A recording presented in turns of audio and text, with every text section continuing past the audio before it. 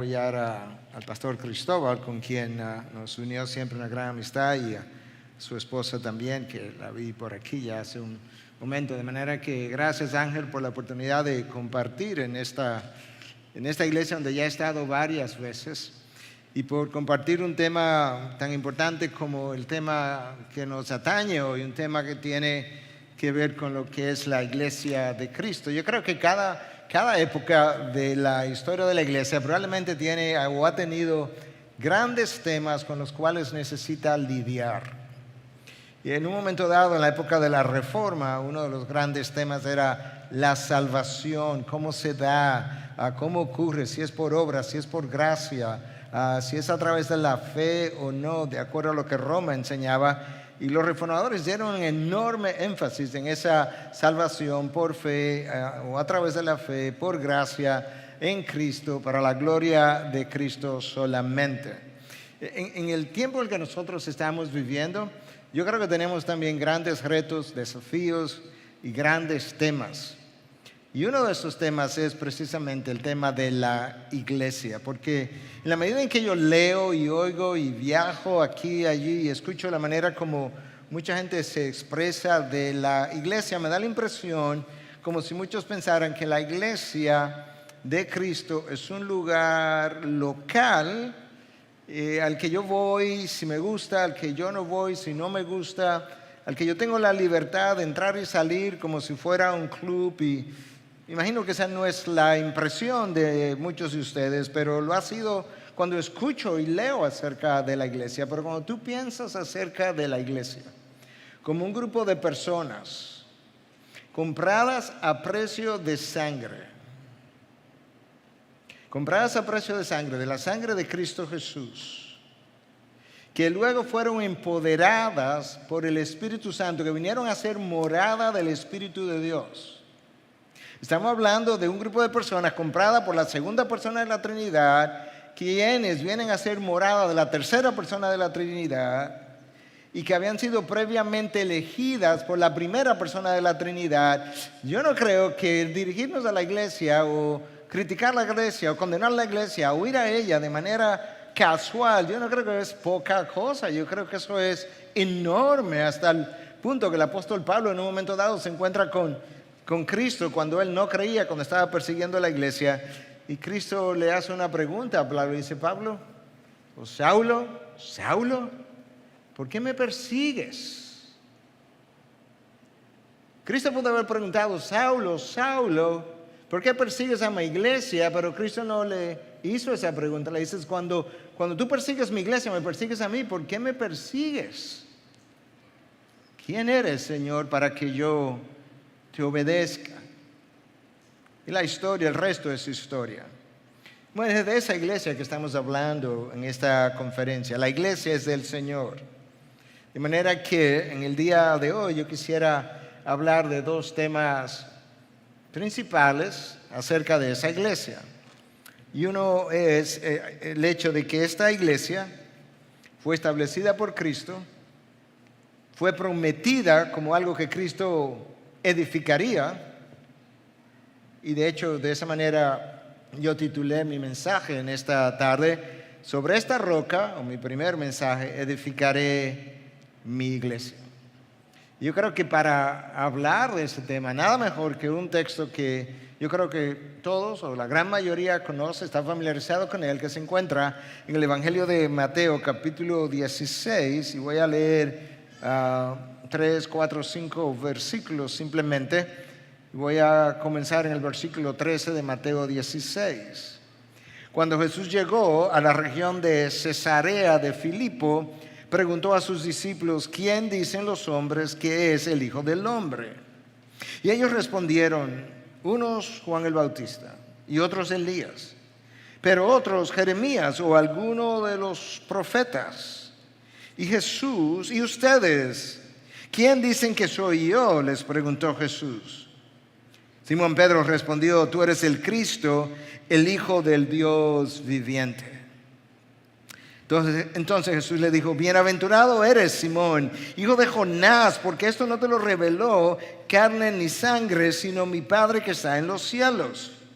Yo también te digo que tú eres Pedro, y sobre esta roca edificaré mi iglesia, y las puertas del Hades no prevalecerán contra ella. Sobre esta roca yo edificaré mi iglesia.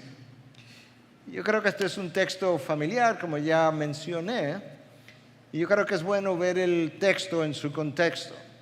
Jesús venía ministrando por un periodo de tiempo y estaba llegando como a un punto cumbre de su ministerio, por lo menos en la provincia de Galilea.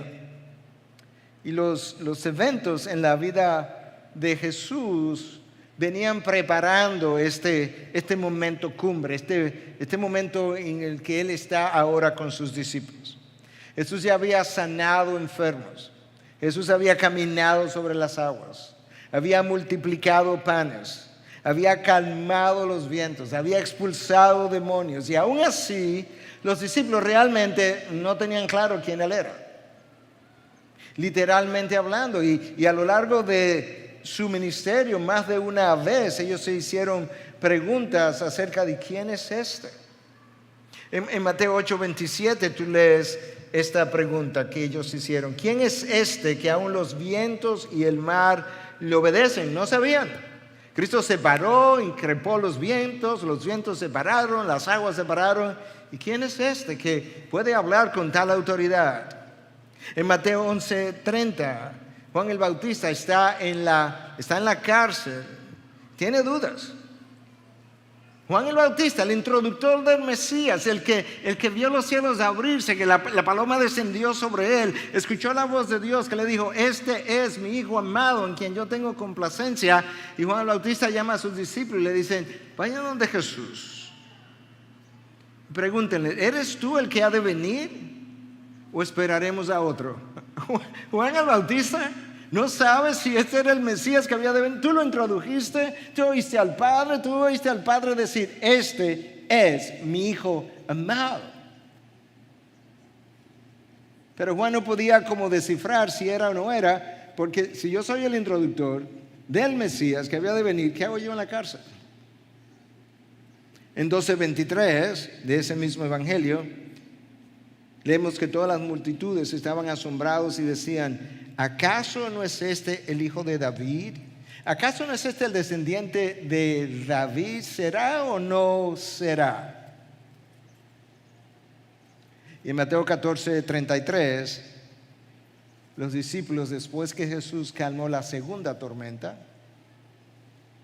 ahí como que tuvieron una iluminación de parte de Dios, se arrodillaron y le dijeron: verdaderamente tú eres Hijo de Dios. Sin embargo, ahora estamos 2 capítulos más adelante, en Mateo 16. Y Cristo le dice: ok, ¿quiénes dicen los hombres que ellos, qué es lo que ustedes han oído? Bueno, algunos dicen que tú eres Elías. Bueno, el Antiguo Testamento cerró diciendo que Elías habría de venir antes que el Señor viniera, antes del gran día del Señor. Algunos están diciendo que tú eres Elías, pero otros están diciendo que no, que quizás tú eres otra persona distinta, Jeremías. Y no está claro por qué ellos pensaron que Jeremías podía ser la persona, pero hay una tradición que aparece en un libro no inspirado de Segunda de Macabeos, que habla de que Jeremías había ocultado el arca del pacto y el altar del incienso, y que él entonces volvería otra vez en los tiempos del Mesías. Quizás esa era la tradición. Pero Jesús estaba interesado en una pregunta más, porque al final él sabía que muchos de esos discípulos que estaban hablando, que estaban diciendo quién él era, que otros decían que quizás tú eres el profeta, aquel profeta que en Deuteronomio 18 se habló, que vendría, en quien Dios pondría sus palabras y que Él hablaría de tal manera que ellos le obedecerían y le escucharían. Quizás ese profeta. Pero Jesús estaba interesado en saber quiénes sus discípulos más cercanos, probablemente los apóstoles, con quien Él estaba ahí. Jesús estaba en Cesarea de Filipo. Para distinguirlo de otra ciudad, Cesarea la Marítima, más conocida, Cesarea de Filipo estaba más retirada, como 40 kilómetros al norte de Galilea. un lugar bien retirado, de manera que él está solo ahí con sus discípulos. Y él hace la primera pregunta, hace la segunda pregunta, y luego entonces los discípulos se quedan pensando, ¿ustedes quiénes dicen que yo soy? Ese es el grupo a que Jesús le interesa, porque este es el grupo con quien Él va a continuar. Este es el grupo en quien Él va a dejar su iglesia. Este es el grupo que ha venido caminando con Él, que ha visto los milagros, que serán testigos de su resurrección. ¿Quiénes dicen ustedes que yo soy? Este era el grupo que verdaderamente Él necesitaba que supiera quién Él era. Tú sabes quién iba a responder primero, ¿verdad? Pedro, claro que Pedro. Tú eres el Cristo, el Hijo del Dios viviente. Cristo ahora escucha eso y se percata, Pedro, eso no salió de ti. No, Pedro, esto vino de arriba. Porque ustedes están tan confundidos, tan perplejos, que esta claridad con la que tú has hablado viene del más allá. Escucha ahora el próximo versículo, cómo Jesús revela cómo Pedro llegó a esa conclusión. Jesús responde y le dijo, bienaventurado eres, bendecido eres, Simón, hijo de Jonás, porque esto no te lo reveló carne ni sangre. Esto no vino de ti, esto no vino de tus antepasados, esto no vino de alguien, ¿verdad?, de carne y hueso, no, sino de mi Padre que está en los cielos. Dios Padre escogió este momento en un lugar retirado para Jesús entrar en una conversación íntima con ellos, para revelar la verdadera entidad o identidad, es la palabra que andaba buscando, de Jesús vía Pedro. Ahí está delante de ustedes Dios hecho hombre. Aquí está el Mesías profetizado que ahora está encarnado. Aquí está la persona que iba a libertar a los hombres, incluyéndolos a ustedes, de su pecado, y establecería eventualmente su reino sobre la tierra. Todavía tomaría tiempo para que ellos pudieran digerir todo lo que Jesús estaba, o todo lo que Pedro, vía la inspiración de Dios, le reveló acerca de este personaje, porque cuando Cristo muere, ellos perdieron toda esperanza, de manera que como segunda persona de la Trinidad, yo no creo que ellos tenían esa claridad. Tú eres el Hijo de Dios, tú eres el Mesías que se había profetizado. Ellos ahora tenían cierta información, tenían la pieza principal del rompecabezas, pero ellos no podían armar todavía el rompecabezas. Y Cristo no solamente se para ahí, sino que habiendo Pedro revelado su identidad, la identidad de Cristo, Cristo dice, yo también te digo que tú eres Pedro, y sobre esta roca edificaré mi iglesia, y las puertas del Hades no prevalecerán contra ella. En ese momento, Cristo acaba de revelar que su iglesia sería indetenible. Desde la época de la Reforma, en los años de 1500, esas han sido las palabras más controversiales. Roma ha entendido que Pedro fue el primer papa y por consiguiente la iglesia fue construida sobre Pedro. Pero yo creo que si nosotros revisamos objetivamente, imparcialmente las Escrituras, yo no creo que llegaríamos a esa conclusión. Recuerda que esto es una iglesia comprada a precio de sangre por la segunda persona de la Trinidad. Personas que forman la iglesia son morada del Espíritu, elegidas por la primera persona de la Trinidad para que morara la tercera persona de la Trinidad. Esa iglesia tiene un carácter sobrenatural. No creo que Dios la iba a poner sobre una persona humana, y mucho menos sobre Pedro. Unos versículos más adelante, tú continúas leyendo en el mismo texto y nos encontramos a Pedro y a Jesús otra vez en conversación. En el mismo capítulo 16, yo leí hasta el versículo 18. Si bajas al versículo 23, como 5 versículos más adelante, tú encuentras ahora a Cristo que está siendo confrontado por Pedro, porque Cristo quería Jerusalén. Pedro está tratando de detenerlo. No, Señor, que no te ocurra una cosa así. Jesús ha dicho que Él tiene que ir a Jerusalén y sufrir a manos de las autoridades. No, ¿cómo va a ser, Señor? Y escucha las palabras de Cristo para Pedro: quítate de delante de mí, Satanás. Pedro está siendo usado por Satanás. Yo tengo que ir a la cruz, para eso yo vine. Satanás no quiere que yo llegue allá, y ahora tú estás siendo de instrumento de él. Me eres piedra de tropiezo, porque no estás pensando en las cosas de Dios, sino en las de los hombres. Primero, Pedro confiesa a Cristo como el Hijo de Dios, el Hijo del Dios viviente. Y ahora Cristo termina confrontando a Pedro, reprendiéndolo por ser instrumento de Satanás. No creemos ni por un segundo que esa pueda ser la roca sobre la cual Dios, Cristo, hubiese querido construir su iglesia. Es ese Pedro que el día final le negó una vez, 2 veces, 3 veces, que ni siquiera se acordaba de que le habían profetizado que tal cosa iba a ocurrir, porque Marcos nos dice que el gallo cantó una vez, 2 veces, cantó una vez. Y cuando el gallo cantó, ya Pedro habiéndole negado 3 veces, entonces Pedro, después que oyó el gallo, se acordó, se había olvidado de lo que el Señor le había dicho. Para otros, la roca es la afirmación de lo que Pedro dijo: tú eres el Cristo, el Hijo del Dios viviente. En el original, el texto dice: tú eres el Cristo, el Hijo de el Dios, el viviente. La palabra él está haciendo énfasis porque aparece 4 veces. El Cristo, el Hijo de el Dios, el viviente. Es una manera como de enfatizar lo que aquí se está diciendo. De manera que algunos entienden que esa frase era como la roca sobre la cual Cristo edificaría su iglesia. De hecho, el gran predicador del siglo IV, Crisóstomo, pensó que era así. Esa era la opinión de él, y de hecho ha sido la opinión de muchos a lo largo de la historia.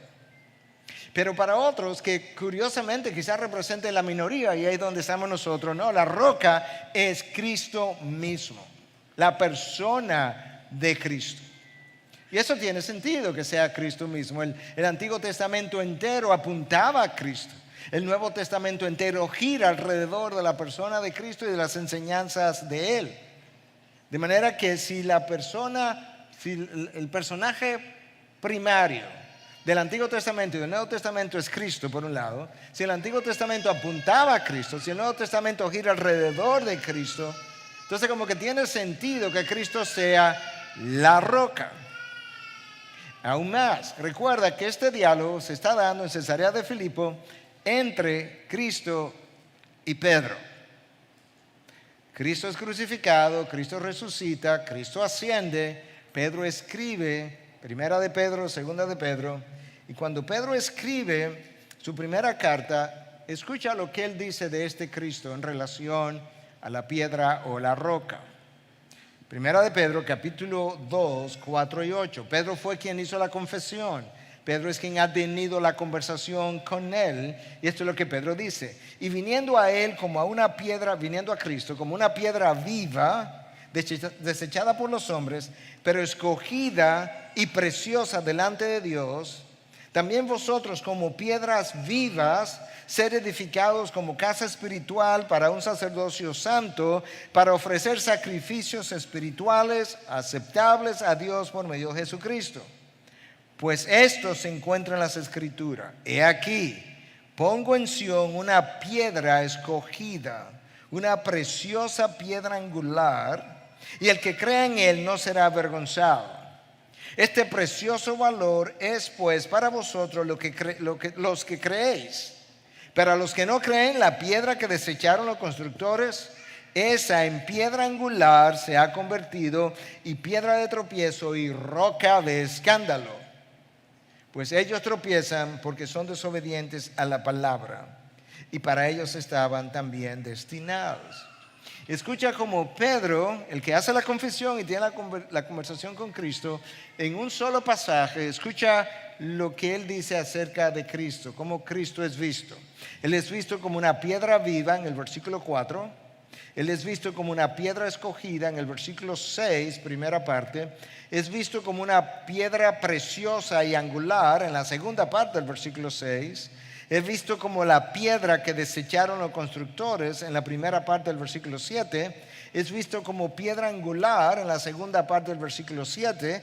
Es visto como piedra de tropiezo en la primera parte del versículo 8. Y es visto como roca de escándalo en la segunda parte del versículo 8. Yo creo que es más o menos obvio que para Pedro Cristo es esa roca de escándalo, la piedra angular. La piedra angular era esa primera piedra que se cortaba tan perfectamente como se pudiera y con la cual se iban a alinear las demás rocas. Había otra piedra angular en la construcción que tenía que ver con la formación de arcos, y cuando el arco se iba formando había una piedra en el medio que era la última que encajaba, y cuando esa piedra encajaba pues ya el arco quedaba ahí fijo porque estaba tan bien encajada que no se podía mover. Bueno, ese es Cristo. Un viernes en la noche, hace 2000 años, Cristo murió en una cruz. Pero cuando Pedro se refiere a él, no le llama una piedra muerta, sino una piedra viva, en ese pasaje que yo te leí.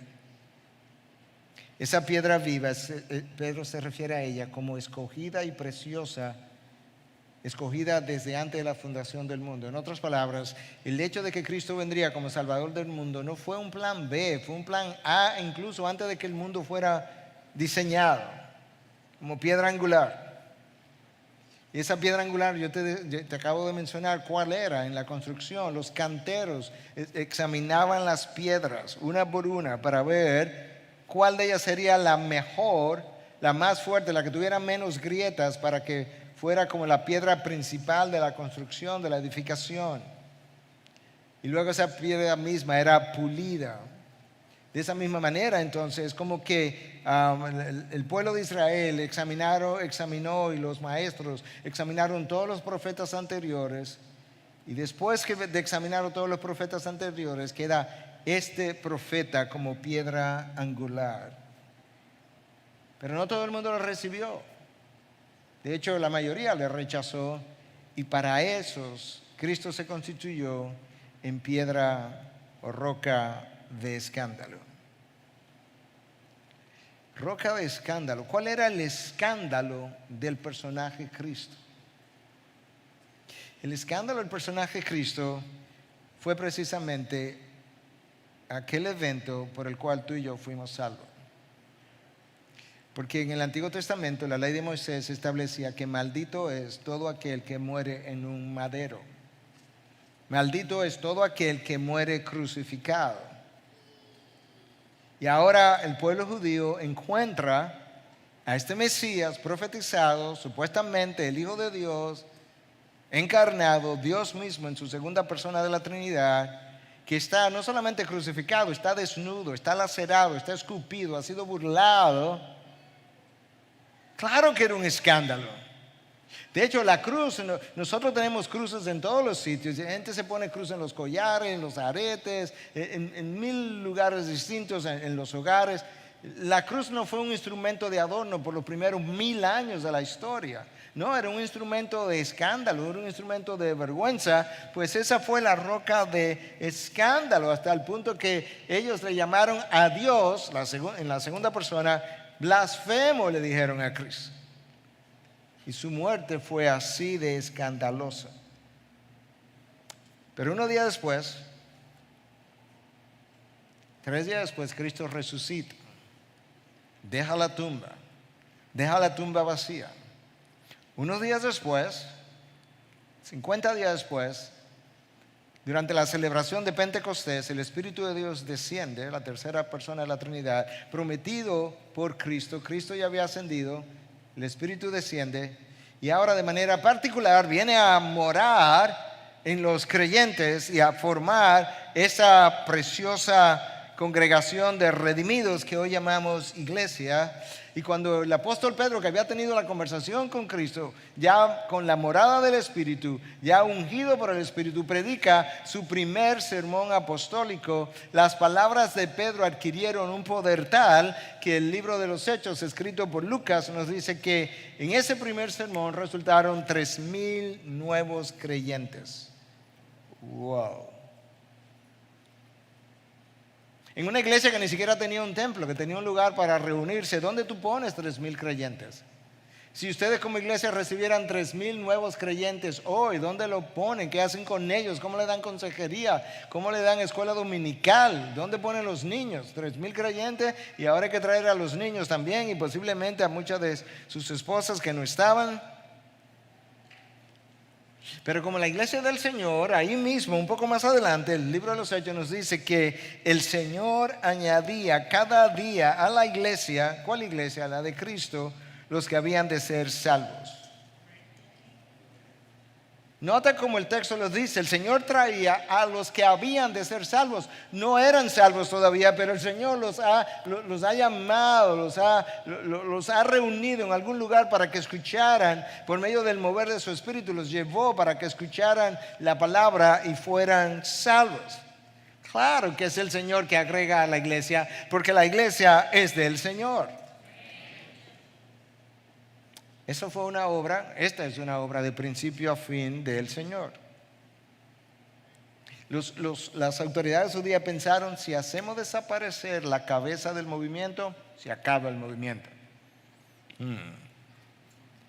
Claro, si fuera una iglesia humana se hubiese acabado. Pero no cuando la cabeza es Cristo. Hechos 2, 3,000 personas. Hechos 4, 5,000 hombres. Sin mujeres ni niños contados. Los agrega probablemente 10,000 personas.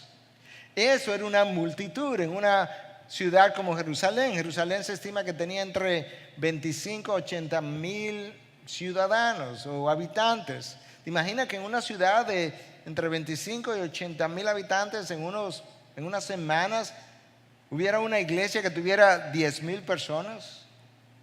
Y tú sabes que esa iglesia no se reunía en un solo lugar, porque ¿a dónde se iban a reunir? ¿En el templo? Bueno, pero no tenían tanto permiso como para reunirse tan libremente, de manera que esto es una iglesia que tenía que improvisar conforme a lo que era su crecimiento. Sin embargo, a pesar de la persecución que inició inmediatamente, la iglesia prevalecía porque el favor de Dios estaba con ellos. La iglesia prevalecía para cumplir la promesa de Cristo, que las puertas del Hades no prevalecerían contra ella. La iglesia prevalecía porque cuando tú lees Hechos 2 hacia el final, alrededor del versículo 40, 41, 42, se nos dice que la iglesia era de un solo sentir y de un solo corazón. La iglesia estaba unida, la gente en la iglesia sentían, le dolían las necesidades del uno y del otro.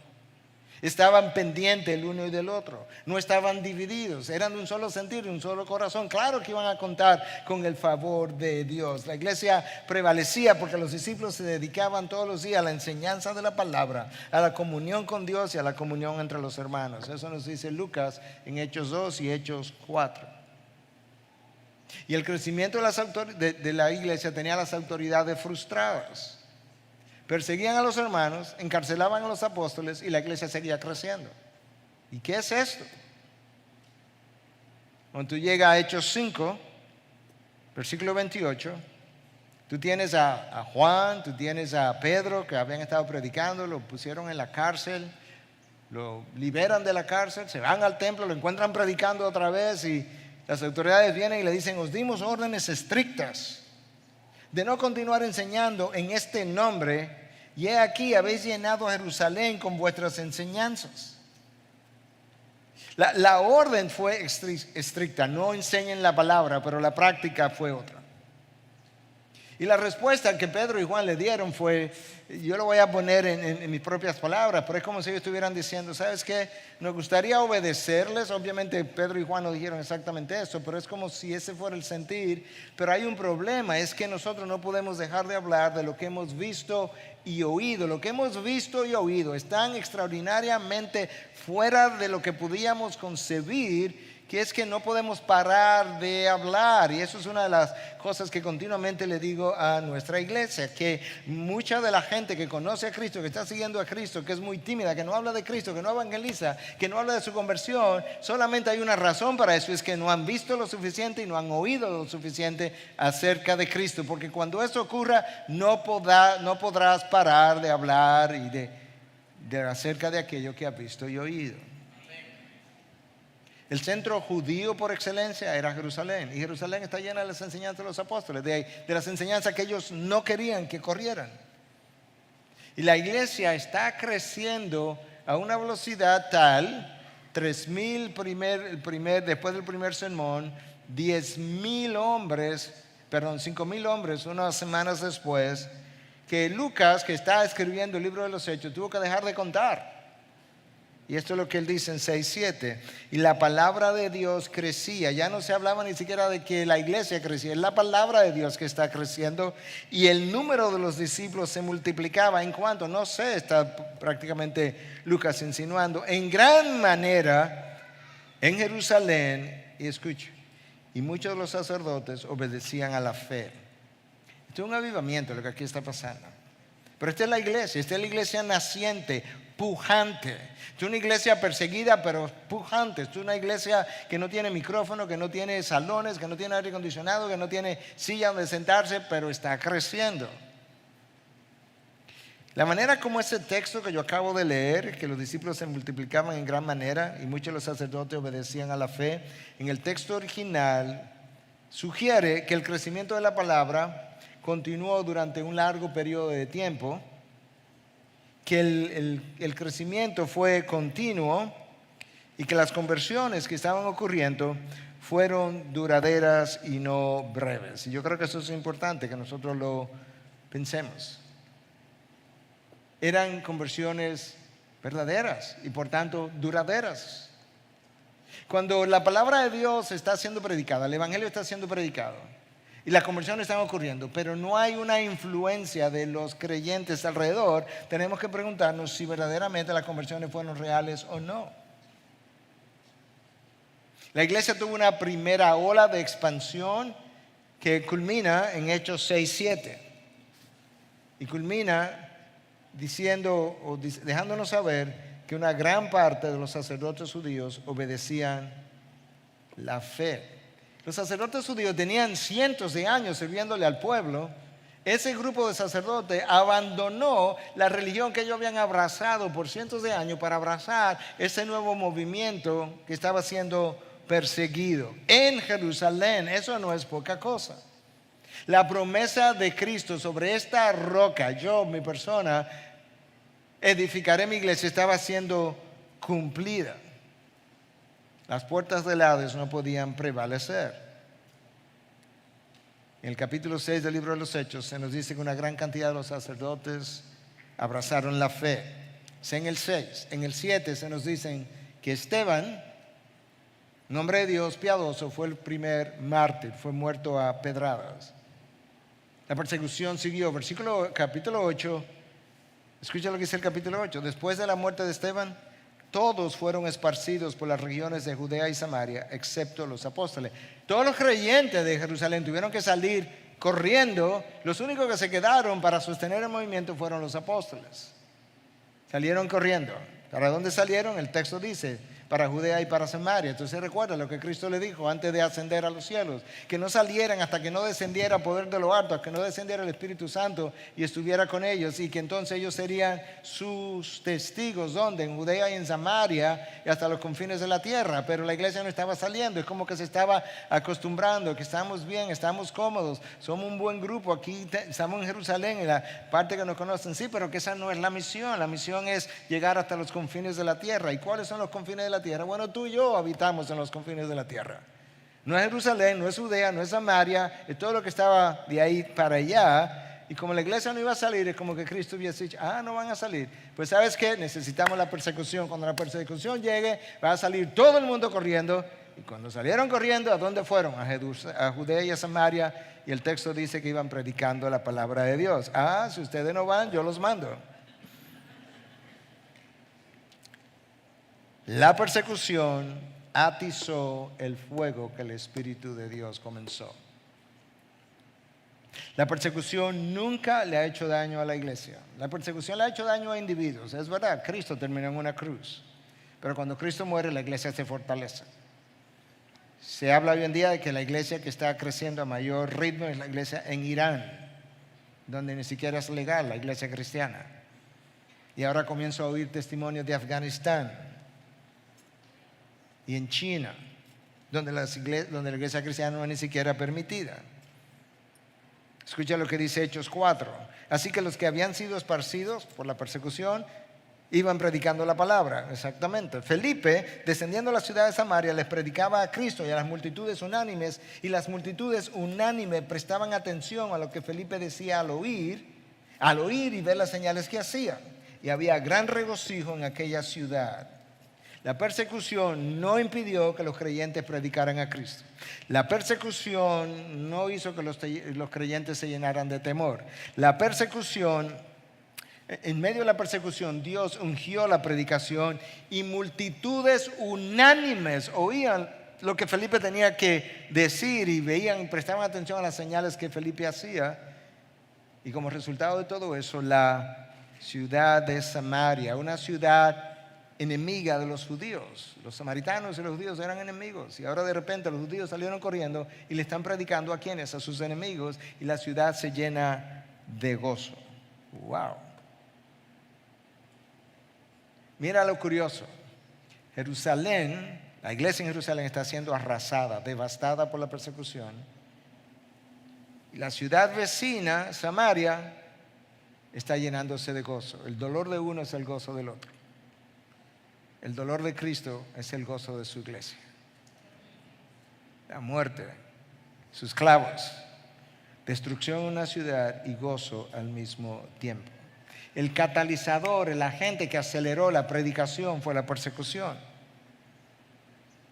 Y así se llenó Samaria. Escucha lo que estaba ocurriendo, porque tienes que, si prestamos atención a versículos específicos del libro de los Hechos que narra los primeros 30 años de la iglesia, inmediatamente tenemos una idea que lo que estaba ocurriendo era un terremoto espiritual. En Hechos 6-7 ya leímos que los sacerdotes judíos se estaban convirtiendo. En Hechos 13 vemos que un procónsul, es un oficial romano, creyó en 13-12. En 16-14 se nos dice que una mujer de negocio llamada Lidia abrazó la fe. Sacerdotes, oficiales romanos, gente de negocio.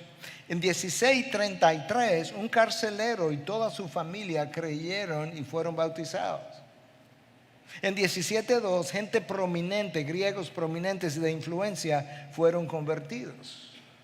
Tú tienes gente de todos los estratos sociales, oficiales romanos, carceleros, gente de negocio, griegos prominentes.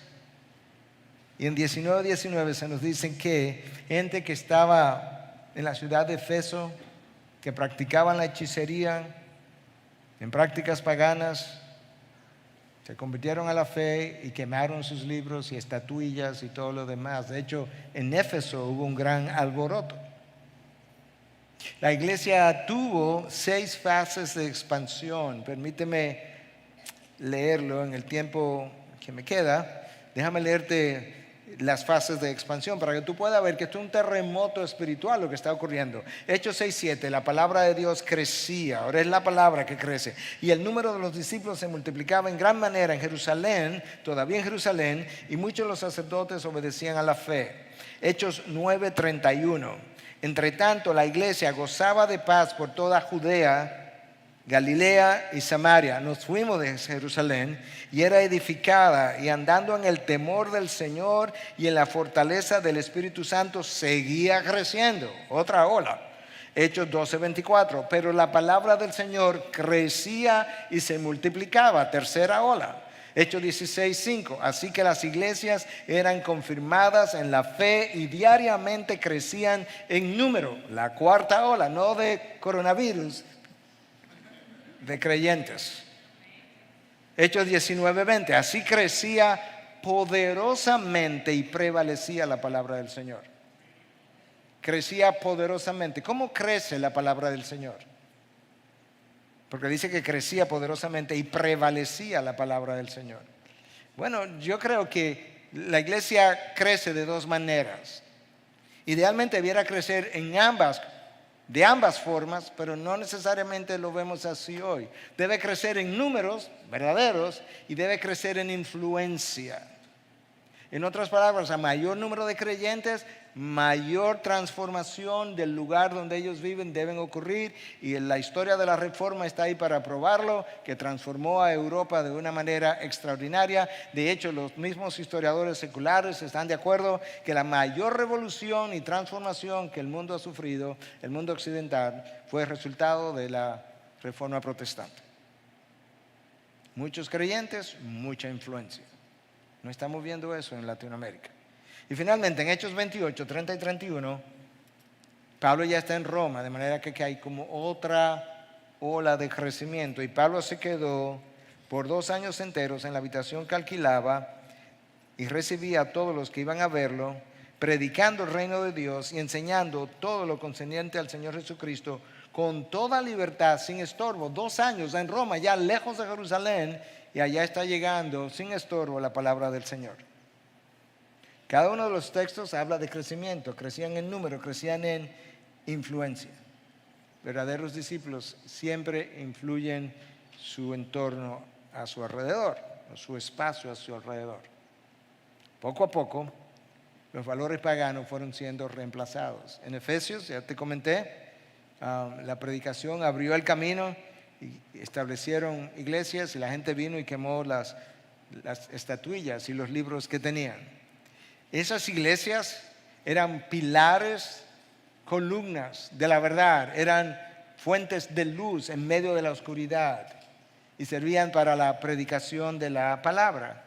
Eso facilitó la transformación, porque donde había oscuridad de repente había luz, donde había mentira y falsedad de repente había un lugar donde se exponía la palabra y la verdad entonces cobraba vida. Recordemos que Cristo fue crucificado y el grupo de 12 personas pasó a 3,000, te lo leímos. Esteban es el primer mártir, es apedreado. En Hechos 12, Jacobo es el primero de los apóstoles que fue muerto a espada. Pero la palabra del Señor seguía creciendo, porque tú podías ver que Jerusalén, dijeron las autoridades, estaban llenas de las enseñanzas de los apóstoles. Samaria estaba llena de gozo. Éfeso fue un alboroto enorme. ¿Por qué? Porque también muchos de los que habían creído continuaban viniendo, confesando y declarando las cosas que practicaban. Eso es Hechos 19. Y muchos de los que practicaban la magia, juntando sus libros, lo quemaban a la vista de todos. Calcularon su precio y hallaron que llegaba a 50,000 piezas de plata. Tú pensarías, bueno, eso siempre ha pasado, un grupo de personas se junta, hay una iglesia, ahí ocurre cierto avivamiento, la iglesia está animada, los pastores o líderes, ancianos están animados. No fue simplemente la iglesia lo que sintió el terremoto espiritual que estaba ocurriendo. ¿Cómo yo lo sé? Porque Lucas lo describe en el mismo Hechos 19. Escucha lo que él dice en los versículos 21 y adelante. Y veis, vino un platero de nombre Demetrio que estaba preocupado. ¿Sabes por qué? Los negocios comenzaron a bajar. Porque el negocio principal de la ciudad era hechicería y la venta de sacrificios y el ofrecimiento de sacrificios. La gente venía a ofrecer sacrificios a esta ciudad. Los negocios comenzaron a bajar y Demetrio, el platero, fue donde las autoridades y dijeron: y veis y oís que no solo en Éfeso sino en casi toda Asia, este Pablo ha persuadido a una gran cantidad de gente en toda Asia. Éfeso era una ciudad en Asia, no hacia el continente, sino el área de Turquía, que es un área grande, Asia Menor, era llamada así. O sea que en toda esa región, que para esa época era sumamente grande, porque la gente no viajaba en aviones, ni en carro. En toda Asia ha persuadido a una gran cantidad de gente. ¿Y cómo la persuadió? Predicando el Evangelio. Y la ha apartado diciendo que los dioses hechos con las manos no son dioses verdaderos. Claro que no lo hiciste tú mismo. Se puede ver la influencia casi en toda Asia. Y que el peligro estaba en que la gran diosa Artemisa de Atenas pudiera caer en descrédito. Hechos, el libro de los Hechos, es el comienzo de la Gran Comisión, o la descripción del comienzo de la Gran Comisión. Es el inicio del cumplimiento de que sobre esta roca edificaré mi iglesia. Es la prueba de que ciertamente la iglesia no es una iglesia local, es personas, y no cualquier personas, es personas empoderadas por el Espíritu, donde el Espíritu mora, compradas a precio de sangre, elegidas por Dios. Yo recuerdo, no es parte de mis ideas aquí, pero ahora mismo literalmente recuerdo mi último mensaje cuando yo salía de Estados Unidos en el año 1997. Yo era anciano de la iglesia y me dieron una oportunidad de predicar y me dijeron, o yo pedí que me permitieran tomar un texto que está en 1 Tesalónica capítulo 5 y me permitieran dejarle algunos consejos a la iglesia a partir de ese texto. Y yo recuerdo uno de los consejos que fue el siguiente: la próxima vez que quieras dirigirte a la iglesia en la que nos reuníamos, y quieras o criticarla o condenarla o decir algo de ella, ¿por qué mejor no dice el cuerpo de Cristo tal cosa? El cuerpo de Cristo tal otra. El cuerpo de Cristo no me ayuda, el cuerpo de Cristo no me sirve, porque tú sabes que va a cambiar no solamente tu vocabulario, va a cambiar la manera de pensar acerca de la iglesia. Y yo creo que eso es una buena práctica. Yo creo que eso es una buena, sabe diferente. Me enseña lo que verdaderamente le costó a Cristo su iglesia. El libro de los Hechos, al que me he referido múltiples veces, porque obviamente ahí donde tú puedes ver que Cristo estaba edificando su iglesia, es un libro sorprendente, una historia extraordinaria, pero sabes que es una iglesia sumamente sencilla, pobre, perseguida, con pocos recursos, pero facultada por un Dios soberano y poderoso, que sacudió las bases del imperio romano poderoso y político, y ayudado o empoderado por una palabra omnipotente. Porque tenía detrás un Dios que habla y las cosas suceden. Un Dios que promete y su promesa es tan cierta como la realidad. Un Dios y Señor que prometió poder y poder bajo de los cielos. Una gran comisión que fue enunciada de alguna manera aún en Génesis 12, cuando Dios se le apareció a Abraham y le dijo que en él o en su descendencia serían benditas todas las naciones de la tierra. Esa es la gran comisión. Esa gran comisión fue, en los Salmos fue anunciada, cuando Cristo vino, en Mateo 28 es anunciada, pero ahora fue reanunciada en el libro de los Hechos en la medida en que el pueblo se movía predicando hasta los confines de la tierra y se esparció como fuego. Y la figura principal de persecución de la iglesia, por lo menos mencionado por Lucas, se convirtió en la figura misionera más importante a favor de la iglesia. Lo que comenzó en Jerusalén se esparció por Judea, por Samaria, eventualmente por Europa. La iglesia de Filipo, Pablo escribió la carta a los filipenses. La iglesia de Filipo fue la primera iglesia en el continente europeo. De Jerusalén, Judea, Samaria, a Europa, de Europa a Norteamérica, Estados Unidos, Canadá, Latinoamérica y el resto del mundo. ¿Y cómo lo hizo? ¿Y qué pasó? La palabra de Dios, empoderada por su Espíritu, predicada para honrar a Cristo, cuando es atesorada, escudriñada, proclamada, vivida, es capaz de transformar personas, matrimonios, familias, iglesias, denominaciones, ciudades, naciones y continentes. La historia está ahí para hablar de esas transformaciones. Por tanto, hermanos, en un tiempo difícil como el que estamos viviendo, no comprometamos la palabra en este tiempo de ambivalencia, en este tiempo donde no sabemos, donde muchos dicen que no saben lo que es un hombre o una mujer. donde ahora no se sabe lo que es verdad o es mentira, que todo es relativo. Tenemos que pararnos juntos en la brecha para la expansión del reino y para que nosotros podamos dar testimonio de que verdaderamente Jesús fue enviado por el Padre y nosotros enviados por Jesús.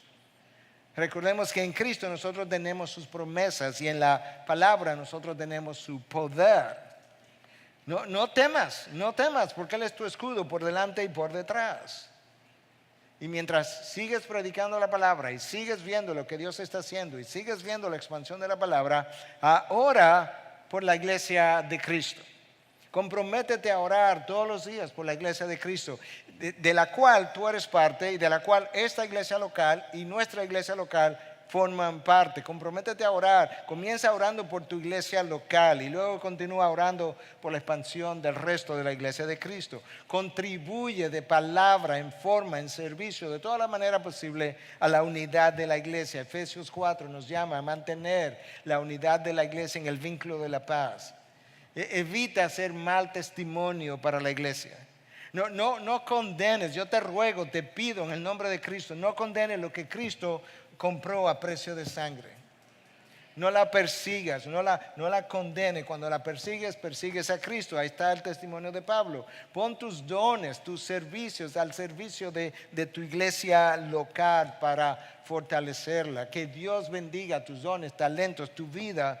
De tal manera que tú contribuyas. Dios te ha puesto en un lugar para el cual Él entiende o en el cual Él entiende, tú puedes contribuir.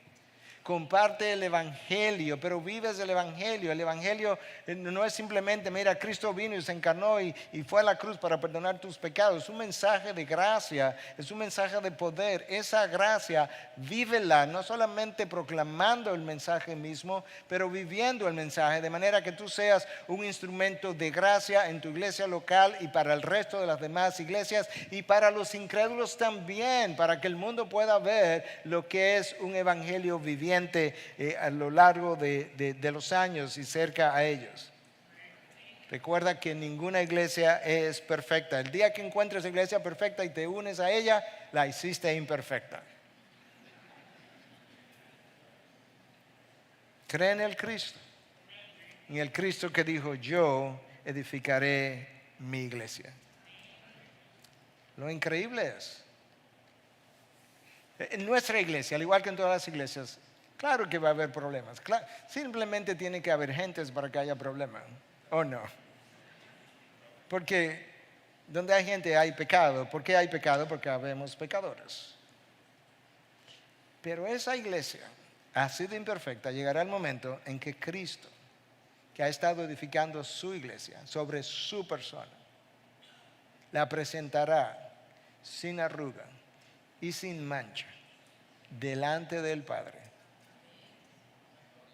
Y en ese momento entonces los redimidos de Dios nos uniremos alrededor del trono y cantaremos por el resto de la eternidad acerca del Cordero inmolado que nos compró a precio de sangre, que nos hizo una iglesia, que nos hizo hermanos, que nos puso en una misma familia perteneciente a un mismo Padre, de manera que la gloria de Dios pueda ser desplegada en la salvación de los hombres, una salvación por gracia, por medio de la fe en Cristo Jesús para la gloria de Dios. ¿Te imaginas? Te van a presentar sin arruga y sin mancha. Yo no me imagino eso. Examínate y piensa cuánto pecado puede haber en tu vida ahora mismo, y si te mueres, eventualmente serás presentado sin arruga y sin mancha. Pues si Cristo no se avergüenza para llamarme hermano, no te avergüences de tu hermano aquí en la tierra, porque tu hermano mayor, el Hijo de Dios, cuando te mira por haberte limpiado con su sangre, no se avergüenza de ti. Y más bien se identifica contigo.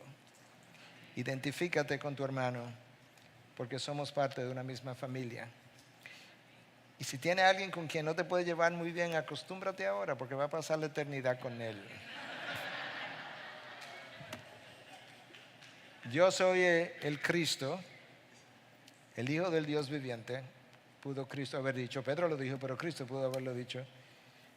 Y yo edificaré mi iglesia, y las puertas del Hades no prevalecerán contra ella. Esa segunda mitad es el tema del siguiente mensaje. Padre, gracias. Gracias por tu palabra. Gracias por tu iglesia. Gracias porque me pusiste en ella, en tu familia. Gracias por llamarme hijo cuando yo no lo merecía, cuando yo era un rebelde, cuando no estaba buscando de ti, no tenía interés en ti, tú saliste a buscarme. Y por tu gracia me perdonaste y por tu gracia me preserva.